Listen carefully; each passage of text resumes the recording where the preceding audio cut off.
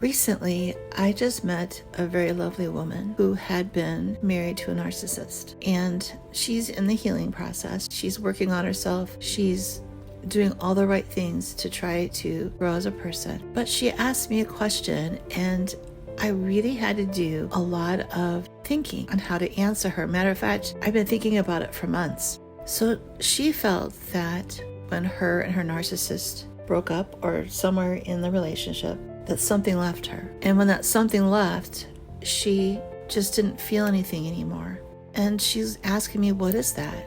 And we've talked a little bit off and on about this topic, and we keep picking it back up because I never feel like I actually help her figure it out. But I was thinking about my situation and other people's situations, and how when a narcissist is done with them, and when they are no longer with that narcissist, or they break up with the narcissist, or the narcissist breaks up with them, however it is, that when it's over, they don't feel the same inside. So I'm thinking that might be what she's describing. I started thinking a little bit more and talking to more people about what is it that we are not feeling when the relationship is over. So when you have been involved with a narcissist, it messes with your core. It strips you of who you are. They take something from you. It affects the very essence of who you are. It feels like they've replaced your soul with something false, something that they can control, something that they have created by destroying pieces of you a little at a time. Your very being feels in jeopardy. They tear away at your self-esteem, causing you to turn on yourself at times. They build you up to take you down time after time. This process, which is done over and over and over again, causes you to forget who you really are. You've become what they want you to be. So when they're ready, they can tear you down until you are nothing, and then you feel nothing. They have caused you to feel such intensity at first.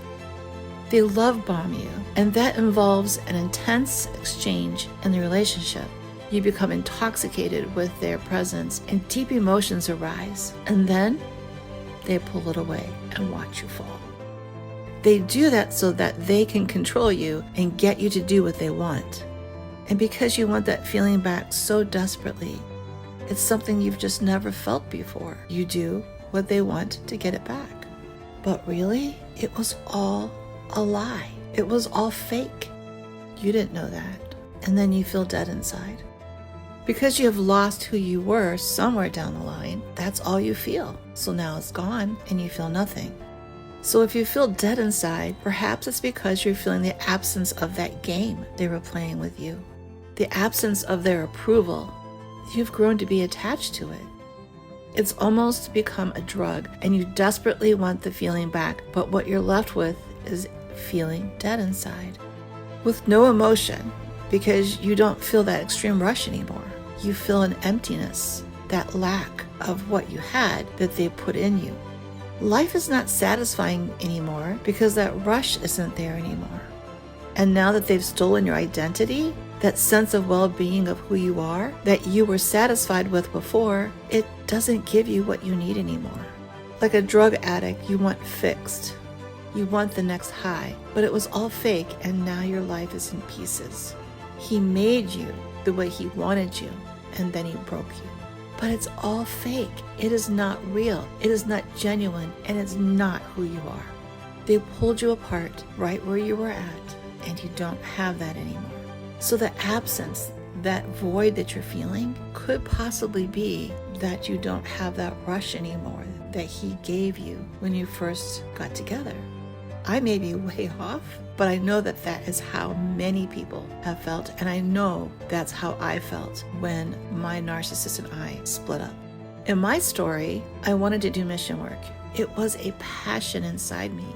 And when I met my narcissist, he was doing mission work.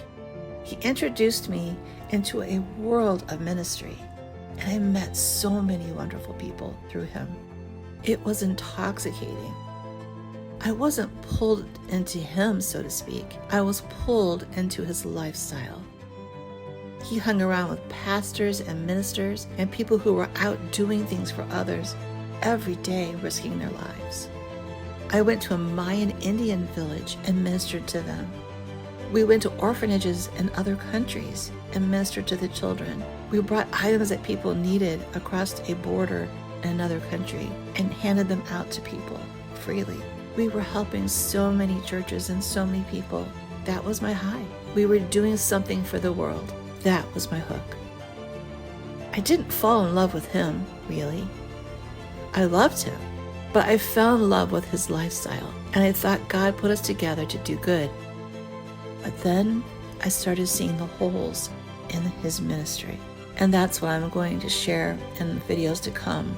Some of those things that I saw that rang hollow, that was not genuine.